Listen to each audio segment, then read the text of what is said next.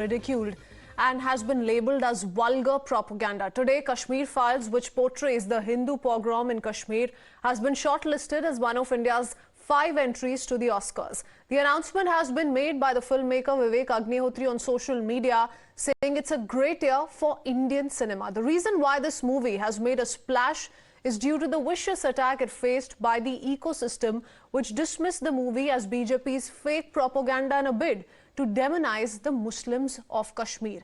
It was blamed for twisting facts, distorting history and sparking anger. And these attacks, remember, also came in despite the victims of the Hindu hate attacks hailing it as a reality and no one dared to show. Your comments on Twitter are being put out by Times Now. You're claiming that Kashmir Files has been selected in the first list for Oscar 2023. It's been nominated. It's, first of all, I'm not claiming. Okay. It's a genuine list which has come from the Academy. Okay. So there is no claim, so please don't use wrong words. Well, congratulations on that, sir. Yeah. So, it's not that we have won the award. There are some 1,500, I don't know the exact number of films go for Oscar, out of which they select 200 some odd films, in the final list. So, which itself is a very big validation and it's a big recognition, which means you are one of the finest films of last year. So, in that way, it's a good news, and all my actors, Joshi, Mithun Chakraborty, Anupam Kher and Darshan, Kumar have also been shortlisted for in Best Actor categories. Okay. Do you see this as a big victory, especially given that this is taking place just a month into what was said by Mr. Lapid, the IFFI jury, when he termed the movie as what Mr. Lapid said, that we were all of us disturbed and shocked by the 15th film Kashmir Files that felt to us like propaganda, vulgar movie, inappropriate for an artistic, competitive section of such a prestigious film festival. Those were his words, since the spirit of having a festival is to accept also a critical discussion, which is essential for art and for life. What would today your message be to Mr. Lapid? Because if he's talking about a collective number of people having opined that the film is a propaganda, then this is certainly not speaking volumes of what he said.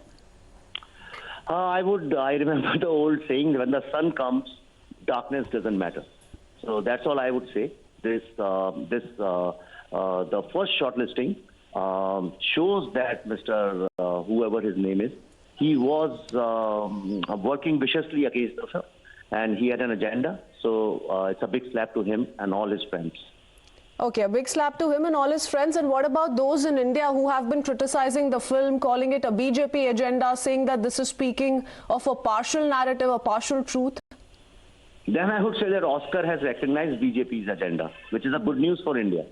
They have recognized that indeed there was a Hindu genocide. So if it was not true, it wouldn't have been eligible, first of all. Okay. Well, you know, what you've portrayed in the film is something that happened in 1990, sir. And we're seeing how, you know, in a sense, the Hindu community is reliving that horror today as well. So many members of the Hindu community continue to be targeted. You know, talk about what happened recently in the Dangri village. In that sense, isn't it very important in your view to put out the fact via this film, and the fact that it's getting global recognition today is rattling some? Isn't it worrisome also? See, today Islamophobia, the word is used as a weapon against anybody who utters even one word against Islamic terrorism.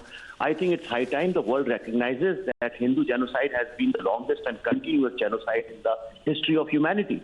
And that's the only point that I want to make. And that's why I've been meeting all the policymakers, politicians, congressmen, senators all over the world, trying to impress upon them that you have to recognize that there indeed was Islamic terrorism in Kashmir, and so many thousands of Hindus were killed and they were dislocated.